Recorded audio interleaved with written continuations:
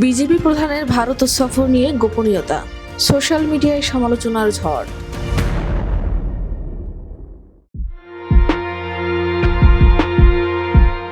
ছাত্র জনতার গণ অভ্যুত্থানে ফ্যাসিস্ট আওয়ামী লীগ সরকারের পতনের পর বাংলাদেশ ভারত সম্পর্ক অনেকটাই তলানিতে গিয়ে ঠেকেছে। নানা রকম উস্কানিমূলক আচরণ এবং প্রোপাগান্ডার মাধ্যমে দেশটির গণমাধ্যম এবং সাংসদরা বারংবার বাংলাদেশকে হুমকি দেওয়ার চেষ্টা করছে, এমনকি তাদের অভিলাষ জেগেছে বাংলাদেশে দখল করে নেওয়ার। ভারতের হিন্দুত্ববাদী সন্ত্রাসীরা বাংলাদেশের অভ্যন্তরে প্রবেশ করে নষ্ট করেছে কৃষকদের ফসল। সাম্প্রতিক সময়ে বাংলাদেশ ভারত সীমান্তে চলছে চরম উত্তেজনা।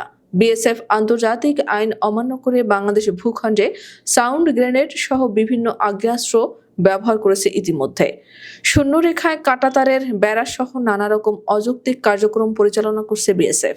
তবে এর প্রতিক্রিয়ায় বাংলাদেশ বর্ডার গার্ড বেশ ধৈর্যের পরিচয় দিয়েছে। এদিকে বাংলাদেশ অংশে বোমাকাণ্ডে এবং ভারতের এমন আগ্রাসী আচরণকে মোটেও তোয়াজ করে চলছে না ইন্টারিম সরকার। সরকারের স্বরাষ্ট্র উপদেষ্টা ইতিমধ্যেই বিএসএফকে সীমান্তের প্রতিরক্ষায় যথাযথ পদক্ষেপ নেওয়ার জন্য প্রয়োজনীয় ব্যবস্থা নিতে আদেশ দিয়েছে। কিছুদিন আগে বাংলাদেশের সেনাপ্রধানের সঙ্গে গোপনে বৈঠক করেছে ভারতের পররাষ্ট্র সচিব বিক্রম মিস্ত্রি, যা একদমই ভালোভাবে নেয়নি নেটিজেনরা।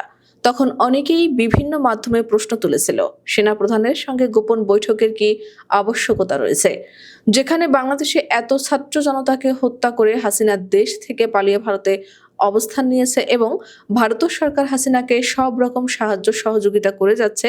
তাই স্বাভাবিকভাবেই জনমনে শঙ্কা জেগেছে, নতুন করে কি ষড়যন্ত্র করছে ভারত।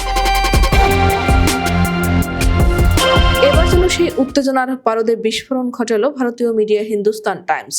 সম্প্রতি প্রত্যেকটির এক প্রতিবেদনে জানা যায়, ফেব্রুয়ারির মাঝামাঝি সময় ভারত ও বাংলাদেশের সীমান্তরক্ষী বাহিনীর প্রধানরা প্রথমবারের মতো নয়াদিল্লিতে বৈঠকে বসবেন। গত 22 জানুয়ারির ওই প্রতিবেদনে এমনটাই জানানো হয়। এছাড়াও প্রতিবেদনটিতে বলা হয়, বর্ডার গার্ড বাংলাদেশের মহাপরিচালক মেজর জেনারেল মোহাম্মদ আশরাফুজ্জামান সিদ্দিকী ভারতের বর্ডার সিকিউরিটি ফোর্সের প্রধান দলজিৎ সিং চৌধুরীর সঙ্গে আলোচনার জন্য আগামী 15 থেকে 19 ফেব্রুয়ারি ভারত সফর করবেন। এদিকে পত্রিকাটির এমন প্রতিবেদনের সামাজিক মাধ্যমে দেখা দিয়েছে বিরূপ প্রতিক্রিয়া। অনেকেই প্রশ্ন তুলেছেন, গুরুত্বপূর্ণ এমন সংবাদ কেন বাংলাদেশি মিডিয়াকে জানানো হলো না, কেন ভারতীয় সংবাদ মাধ্যম থেকে আমাদের এই খবর জানতে হলো? তাহলে কি নতুন করে কোনো কূটকৌশল চলছে কিনা?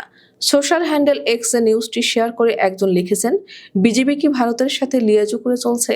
সেখানে কমেন্ট বক্সে একজন লিখেছেন, নতুন করে ষড়যন্ত্র করছে ভারত, তা এখানেই স্পষ্ট।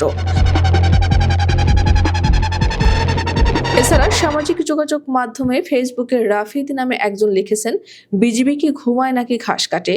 রানা নামে একজন ফেসবুক ব্যবহারকারী লিখেছেন, বিজিবির মাল্টিমিডিয়া কি করছে? এমন সেনসিটিভ একটি সংবাদ কেন ভারতীয় মিডিয়া থেকে জানতে হলো?